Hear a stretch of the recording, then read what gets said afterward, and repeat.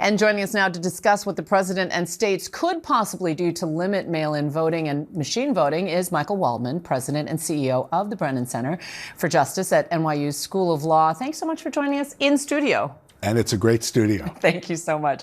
So we said that tomorrow the president could sign this executive order and, he would disallow ballots to be mailed in future elections. What's the next step once that happens?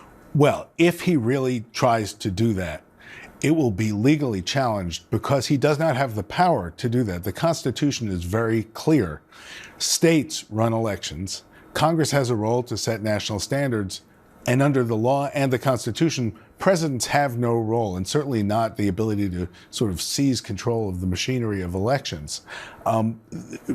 As your piece noted, vote by mail has been around a long time. 1 out of every 3 Americans votes that way. It's secure, and it would be actually a politically weird move because Republicans in the last election were very effective at encouraging their voters to vote that way.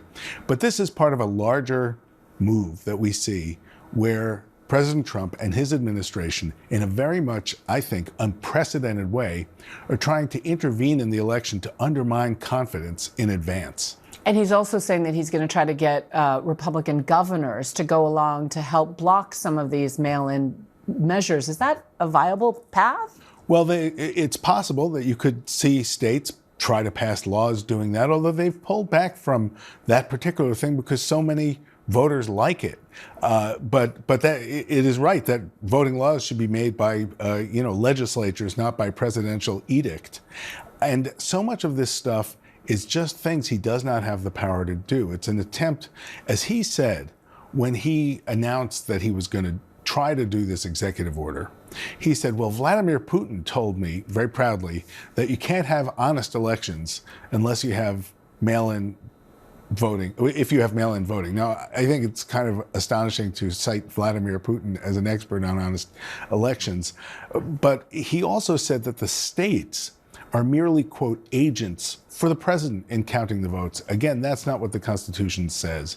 And clearly under the category of undermining confidence, mail-in voting has been a subject of a lot of disinformation and misinformation. How does that play into what this executive order might look like?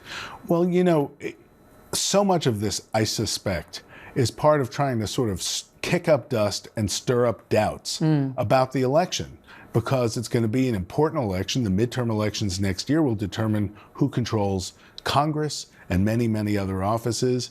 And it could all be part of trying to undermine that public trust to make it easier to try to push people to overturn results. And we see a lot of other things the federal government is now doing along the same lines. And give us a sense. We know that the Brennan Center documents how states implement election security. Describe some of those measures. There's good news here. American elections are safe and secure. And think about it, they've had a lot of pressure. COVID, threats of violence, disinformation. But election officials from both parties really stepped up. They work with law enforcement, with police and others, and there are all different kinds of ways of checking to make sure that people really have the right to vote, that only citizens are on the rolls, that elections are secure. And in fact, when people have looked at the actual results, these myths vanish in the air. And we know that local election officials take their jobs very seriously. Michael Waldman, thank you.